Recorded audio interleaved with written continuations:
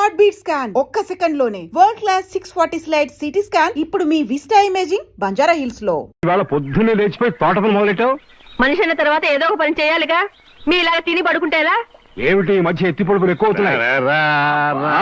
Practice చేయాలా కోత ఏమిటి? వీడేమిటి సంగీతం మీద పగబట్టిన వాళ్ళ రాగాన్ని చీల్చి చండాడేస్తున్నాడు. అదే మాట్లాడండి. ప్రతిరోజు పొద్దున్నే ఆయన అక్కడ కూర్చొని రాగాల పని చేస్తుంటే నేను రోజు వింటూ చక్కగా తోట పని చేసుకుంటూ ఉంటాను. అంటే రోజు ఇటు తిరిగి కూర్చునే రాగాల పని చేస్తూ ఉంటాడన్నమాట. అవునండి. పచ్చటి ఆ విగ్రహం, చక్కటి ఆ రాగం. చాలే, నువ్వు ఆ మొక్కల్ని చెట్లు పీకుతూ ఉండు. శంకరం, శంకరం,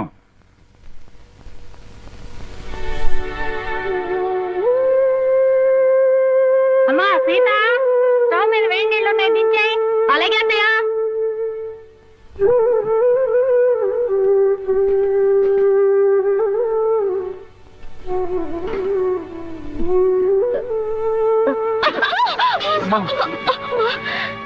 ఏమిటమ్మా సీత, చేతులు కలియా?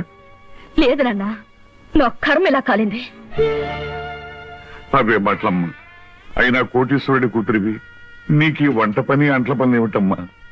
పుట్టి బుద్ధి ఎరిగాక నువ్వెప్పుడైనా వంటగదిలోకి అడుగు పెట్టావమ్మా? అలాంటి నన్ను కష్టాల్లోకి బాధల్లోకి అడుగు పెట్టాలనేగా మీరు అబద్ధాలు చెప్పి నాకే పెళ్లి చేసింది. అమ్మా సీత, నాన్న, చేతి మీద పడిన వేడి నీళ్లకు నా కన్నీళ్లే వస్తాయి. కానీ నా కన్నీటి చుక్కలు చూసిన మీకు బాధతో గుండె కోతపడి నెత్తుటి చుక్కలు వస్తాయని నాకు తెలుసు. నేను కోరుకునేది అదే. అమ్మా సీత, ఓ మంచి మనిషితో నీ పెళ్లి జరగాలని నేను తాపత్రయపడ్డానే తప్ప నువ్వో పని మనిషిలాగా అలవాటు లేని అడ్డమైన పనులు చేయాలని నేను కోరుకోలేదమ్మా. 2000 జీతంతో 6 మంది ఉన్న కుటుంబాన్ని పోషించే ఒక మధ్యతరగతి మనిషి ఇల్లాలు అన్ని పనులు చేసే తీరాలి నాన్న. ఇది నువ్వు కన్నబిడ్డకు చేసిన మహోపకారం.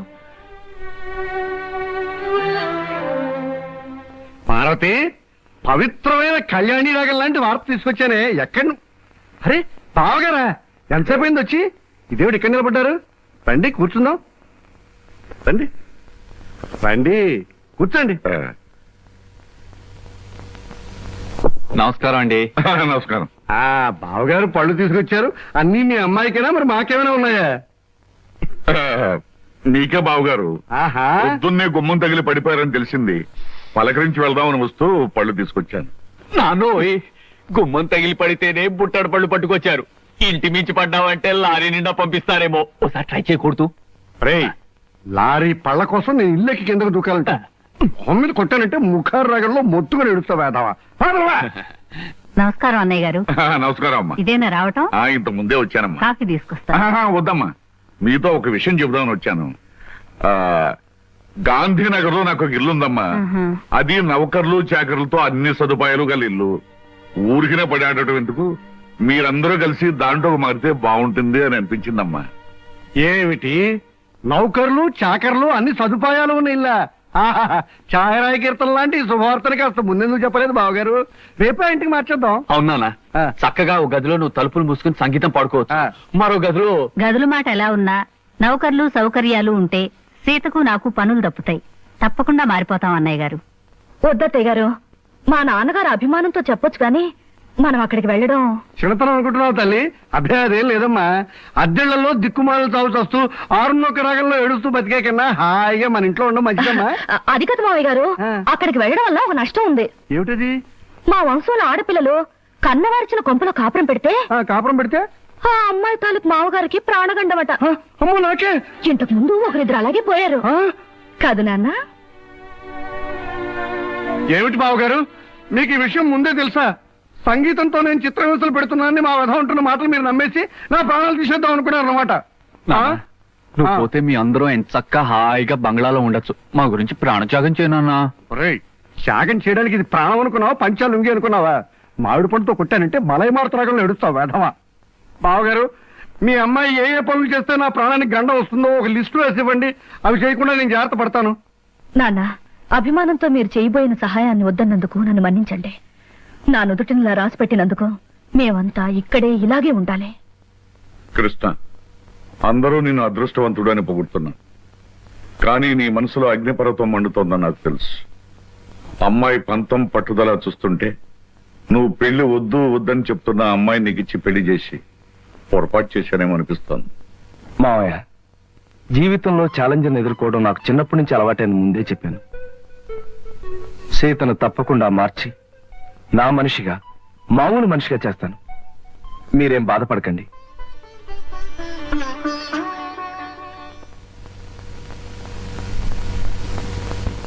ఏమండి, ఇవాళ మన హౌస్ ఓనర్స్ వెడ్డింగ్ డే అట. సాయంకాలం పార్టీకి పిలిచారు. పెళ్లి రోజులు అనేవి ప్రతి జంటకి వస్తుంటాయి. కాకపోతే కొంతమందికి సంతోషమైన రోజు, మరి కొంతమందికి విచారమైన రోజు. సాయంత్రం పార్టీకి వెళ్ళినప్పుడు వాళ్ళకి బహుమతి ఇవ్వాలి. ఈ 500 తీసుకెళ్లి ఏదైనా కొనుక్కురండి. ఈ నెల ఇంటి ఖర్చులో ఇదొక ఎక్స్ట్రా అన్నమాట. అయినా ఈ మన్మధరావు వెడ్డింగ్ డే చేసుకోకపోతే దేశానికి ఏమైనా నష్టమా? సవ్యంగా పెళ్లి చేసుకున్న వాళ్ళకి వెడ్డింగ్ డే అనేది ఓ పండుగ లాంటిది. 4 గంటలకల్లా పార్టీకి వెళ్ళాలి. ఏదో ఒకటి తీసుకురండి.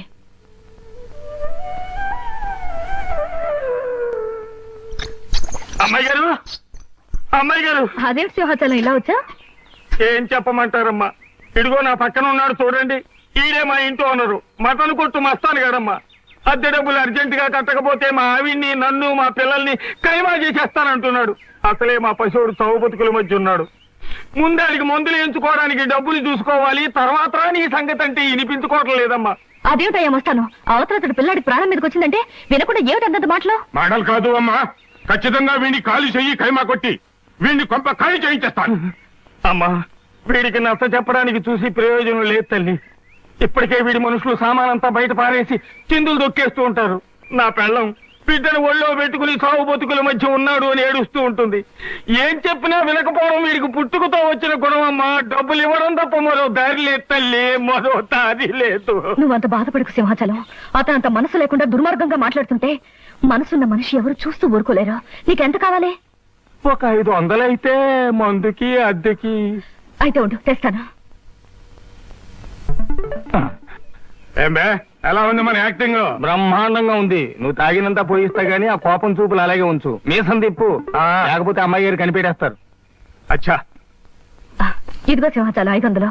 ఇతనికి ఇవ్వాల్సింది ఇచ్చి మీ అబ్బాయికి వైద్యం చేయించు. అమ్మా, వయసులో చిన్నదానివైనా నీ కాళ్ళకి దండం పెడతాను. పదా దరిద్రుడా, లెక్క చూసి నీ డబ్బు నీ మొహాన్ని కొడతాను. వస్తానమ్మా. బాబు, అసలే పసివాడికి ఒళ్ళు బాగుండగా ఏడుతున్నాను. ఇప్పుడు అద్దె పేరు చెప్పి సామాన్లన్నీ బయట పారేసి అన్యాయం అయిపోతాను బాబు. నోరు మీవే. నాకు అద్దె డబ్బులు ఎగ్గొట్టి మీ ఆయన సొమ్ములన్నీ సీసాలకు తగలేస్తుంటే నేను నోరు మూసుకుంటావా? ఈ ఒక్కరోజు గడివే ఉండి బాబు, రేపు మీ డబ్బులు మీకు ఇచ్చేస్తాను. అదేం కుదరదు, ఇప్పుడే ఇచ్చి తీరాలి.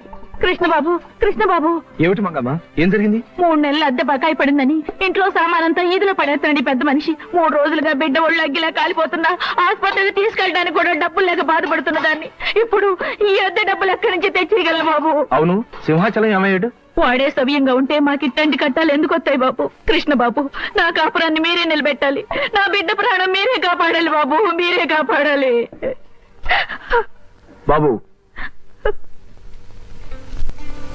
వెళ్ళు. రండిరా.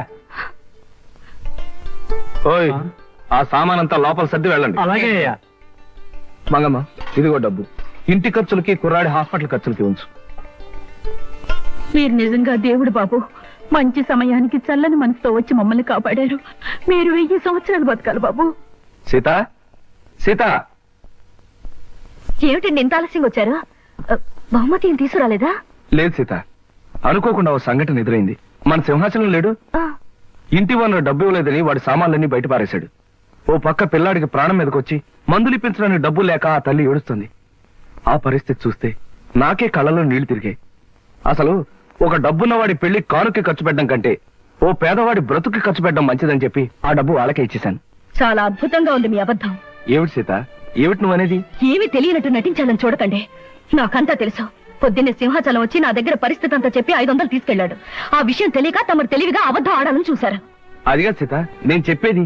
చెప్పడానికి ఏముంది? అబద్ధం మీద అబద్ధం తప్ప. మన పెళ్లి జరిగాక మీరు మారారనుకున్నాను, కానీ ఇప్పుడు అర్థమైంది మీరు మారలేరని. అదిక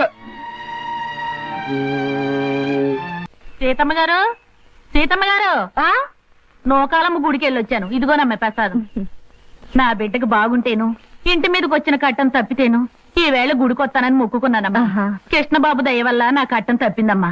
అదేమిటి నిన్న ఉదయం సింహాచలం మా ఇంటికి వచ్చి కష్టం చెప్పుకుంటే 500 నేనిచ్చానే. ఎంత పని చేశారమ్మా. ఆ సన్నాసుడు మాటలు నమ్మి వాడి చేతిలో డబ్బులు పెట్టారా? వాడు వాడి పక్కనున్న ఆ పకీరేదవా మీ దగ్గర నుంచి తెచ్చుకున్న డబ్బుతో రోజంతా తాగుతూనే ఉన్నారమ్మా. అయితే మీకు డబ్బిచ్చి సహాయం చేసింది కృష్ణబాబే అన్నమాట. అవునమ్మా, కృష్ణబాబు 500 ఇచ్చి సహాయం చేయబట్టే కట్టంలోంచి గట్టెక్కానమ్మా నేను. కాస్త సర్ది కూడుంటే పెట్టండి అమ్మా. నిన్నటి నుంచి ఆ దొంగ సచ్చినోడు తాగుడు తప్ప కూడు తినలేదు. అది అట్టుకెళ్ళి అడిగి పెడతానమ్మా. అదేమిటి మంగా, బిడ్డ చావు బతుకుల మధ్య ఉంటే కూడా పట్టించుకున్న ఆ తాగుబోతుకి నువ్వు అన్నం పట్టుకెళ్తానంట? బుద్ధి లేదు. ఎవరు తిండి పెట్టకుండా ఉంటే వాడే మారు దారిలోకి వస్తాడా? అదేం మాటలమ్మా. కట్టుకున్నవాడు ఎలాంటి వాడైనా ఆడదానికి దేవుడమ్మా. వాడు అబద్ధాలు చెప్పాడని, తప్పు చేశాడని వాడి మీద కోపం తెచ్చుకుంటే నేను ఆడదాన్నట్టగవుతానమ్మా. ఉండు, అన్నం తెస్తాను.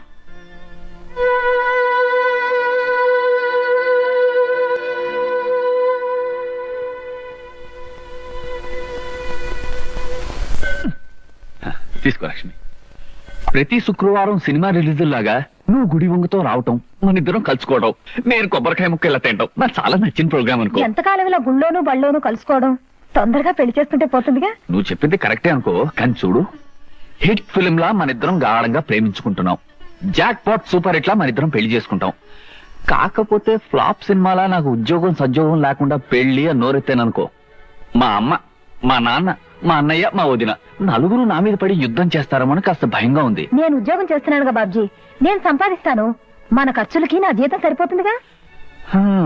నువ్వు చెప్పిన పద్ధతిలో యావరేజ్ సినిమాలా బాగానే ఉంది. సరే, మంచి రోజు చూసి మా అమ్మ నాన్నలకి ఈ విషయం రిలీజ్ చేస్తాను.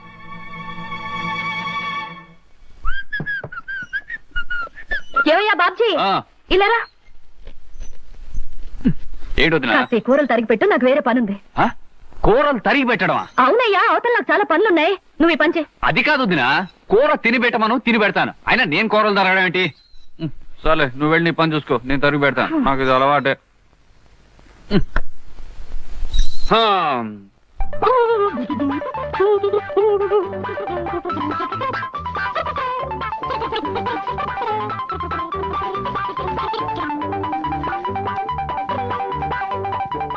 అమ్మయ్యా, వదినా వదినా, ఈ పని అయిపోయింది. ఇదిగోనయ్యా బాబ్జీ, ఆరిన బట్టలు తీసుకొచ్చాను, చక్కగా మడత పెట్టు. ఇదేమిటి వాడు ఇన్ని పనులు పురమాయిస్తోంది? పొద్దున్న లేస్తూ ఎవరి మొహం చూసానో ఏమిటో. కానీ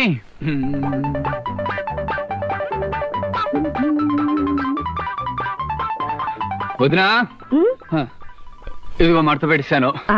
అమ్మయ్యా. ఉండోయ్యా, 2 బిందెలు నీళ్లు తెచ్చిపెట్టు. అలాగే.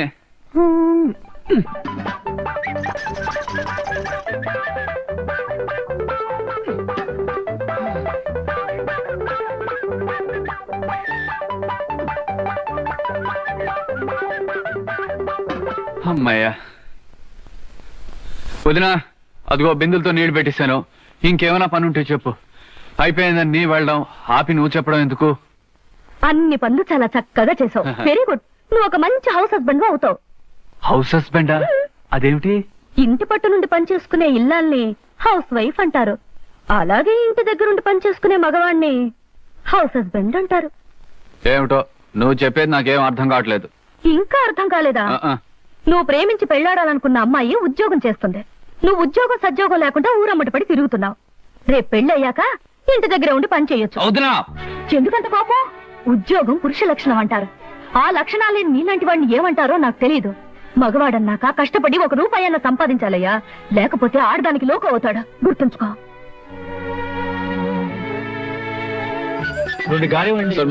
చట్నీ కూడా వేయండి. ఒక్క నిమిషం.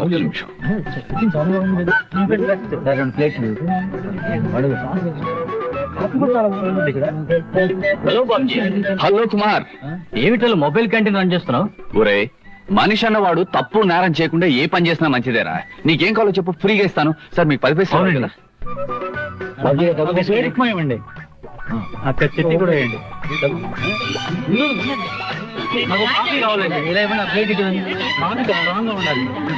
వదినా వదినా వదినా. ఏమిటయ్యా బాబ్జీ, ఏదో లోకాన్ని గెలిచిన వీరుల్లో అంత హుషారుగా ఉన్నా? ముందు ఈ స్వీట్స్ తీసుకో వదినా. తీసుకో. తన కాళ్ళ మీద తాను నిలబడి తన కష్టంతో సంపాదించింది రూపాయన మనిషికి ప్రపంచాన్ని గెలిచినంత ఆనందంగా ఉంటుంది వదిన. ఇదిగో మొట్టమొదటిసారిగా నేను సంపాదించిన డబ్బు. నాకెందుకయ్యా, తొలి సంపాదన తల్లికి కాని తండ్రికి కాని ఇవ్వాలి. వెళ్ళి వదిన, మా అమ్మా నాన్న నాకు జన్మనిచ్చుండొచ్చు, కానీ మాటలతో నన్ను మార్చి నాకు బ్రతుకునిచ్చావు. పుట్టడం గొప్ప కాదు, పుట్టినందుకు మనిషి ప్రయోజకుడు కావడం గొప్పనే నా కళ్ళు తెరిపించావు. అందుకే మా అమ్మా నాన్నల కంటే నువ్వే నాకు ఎక్కువ. ప్రతిరోజు దండం పెట్టుకుని పూజించవలసిన దైవం నువ్వే గనక నా మొదటి సంపాదన నీకిస్తున్నా. తీసుకో వదినా.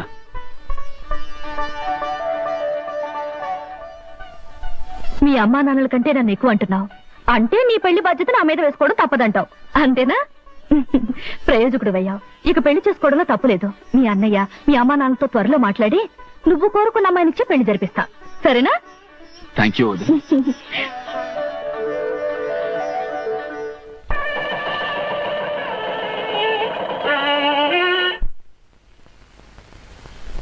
అమ్మా సీత, సీత. ఏమిటి నాన్న ఇలా వచ్చావు? నన్ను చూడాలనా నా పరిస్థితి చూడాలనా? అబ్బే, ఆ రెండు కాదమ్మా, ఈ 2000 నీకు ఇవ్వాలని. ఇది దానం ధర్మం బహుమతి కాదమ్మా, బోనస్. మీ ఆయనకిచ్చే బోనస్ అమ్మా. మా ఆయనకి బోనసా? ఆహా, మీ ఆయనకి మాత్రమే ఇచ్చే బోనస్ కాదమ్మా. ఆఫీసులో ఉన్న స్టాఫ్ 25 మందికి ఇలా 2000 చొప్పున ఇచ్చాను. ఎందుకు ఇస్తున్నానో తెలుసా? బాగా లాభాలు వచ్చాయమ్మా, అందుకే అందరికీ ఇచ్చాను. మీ ఆయనకు కూడా ఇస్తున్నాను, తీసుకోక తప్పదు.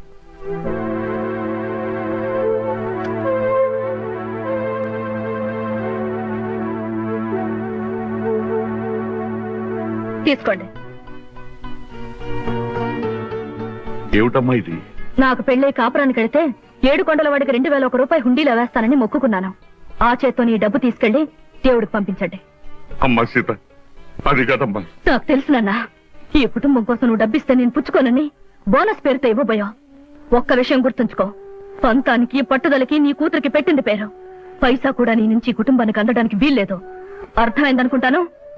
అర్థమైందమ్మా. బుద్ధొచ్చేట్టు నువ్వు చెప్పాక అర్థం కాకుండా ఎలా ఉంటుందమ్మా? బాగా అర్థమైంది.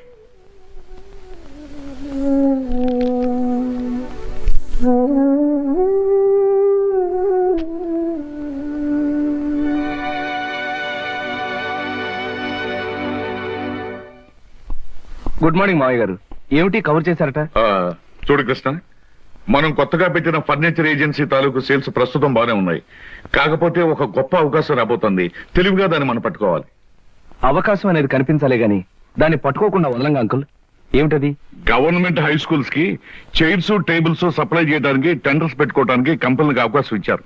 ఆ టెండర్ మందైతే ఖచ్చితంగా 5 లక్షలు, తప్పితే 10 లక్షలు ఆమొస్తుంది. అయితే తప్పకుండా ఆ టెండర్ మనదయ్యేటట్టు చేద్దాం. కాకపోతే ఈ టెండర్ కోసం చాలా కంపెనీలు ప్రయత్నం చేస్తున్నాయి. వాళ్ళందరికంటే తక్కువ కొటేషన్ తో మనం టెండర్ పెట్టాలి. ఇదిగో నేను అనుకుంటున్న ఫిగర్. Very good uncle. ఈ 10 లక్షల రూపాయల టెండర్ మందే అవుతుంది. ఈ కొటేషన్ నీకు నాకు తప్ప మరెవ్వరికీ తెలియటానికి తెలియదు. ఎవరికైనా తెలిస్తే తక్కువ పెట్టి ఈ టెండర్ కొట్టేయడానికి ప్రయత్నిస్తారు. అందుచేత ఎవ్వరికీ తెలియకూడదు. ఆఖరికి అమ్మాయి సీత కూడా. అలాగే uncle. Hello, Mahalakshmi agencies proprietor Gopalarao speaking. ఏంటి, ధనలక్ష్మి ఏజెన్సీ వాళ్ళు కూడా టెండర్ వదులుతున్నారా? కొటేషన్ ఎంత? బా, నువ్వు చెప్పినట్టు రహస్యం బయటకు పొక్కనివ్వలేవయ్యా. ఎంతో చెప్పు, నేను ఎంత కొటేషన్ ప్లేస్ చేయాలో నాకు తెలుస్తుంది. ఎంత? 10 లక్షల. ఆల్ రైట్, మిగతా విషయాలు నేను చూసుకుంటాను.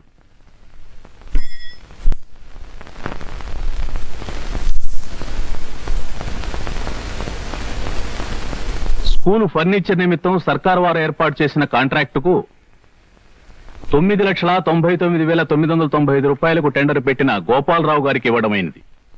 Don't talk mister Krishna.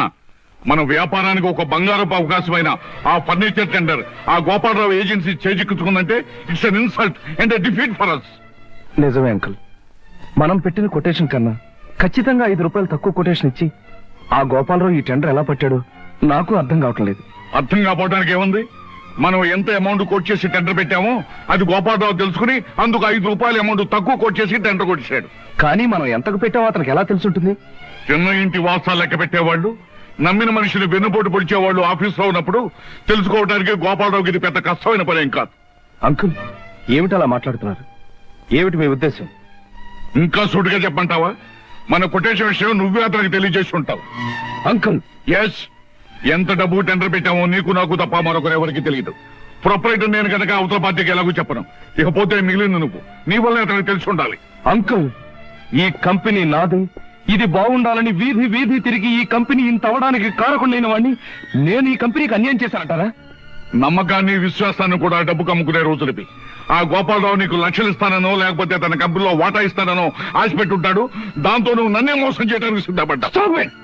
తప్పు చెయ్యకుండా నిప్పులాగా బ్రతకాలనుకుంటున్నా నన్ను నీతి లేనివాడు, మోసగాడు అంటున్న మనిషి మీరు కాక మరొకరు అయినట్టయితే నేనేం చేసేవాడో నాకే తెలియదు.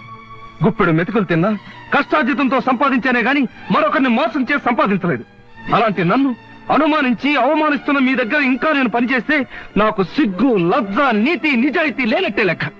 అందుకే ఈ క్షణంలోనే రిజైన్ చేస్తున్నాను.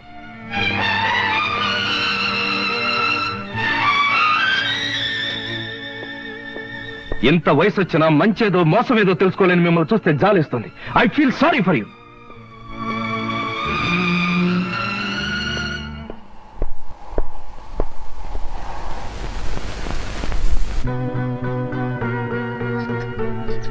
కామీన్, లోపలికి రావయ్యా. వద్దన్న మనుషుల దగ్గర నుంచి వచ్చేస్తున్నా నువ్వు కావాలనుకున్న మనుషుల దగ్గరికి రావాలయ్యా. అలా లైట్ పోల్లా నిలబడితే బాగుండదు. కారెక్కు మాట్లాడుకుందాం. Come on, don't waste your valuable time.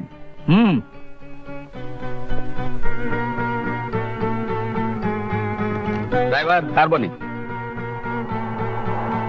Gopalarao, మా కొటేషన్ ఎంత అనేది మీకు ఎలా తెలిసింది? అది బిజినెస్ సీక్రెట్ అయ్యా. బుద్ధున్న బిజినెస్ మ్యాగ్నెట్ ఎవడు బయటికి చెప్పడు. చెప్పొద్దులండి. నన్ను ఎందుకు తీసుకెళ్తున్నారు అదేనా చెప్తారా? వరసకి మామ, వృత్తిలో బాస్ అయిన కోటేశ్వరరావు నిన్ను అరిచి కరిచినంత పనిచేస్తాడని నాకు ముందే తెలుసు.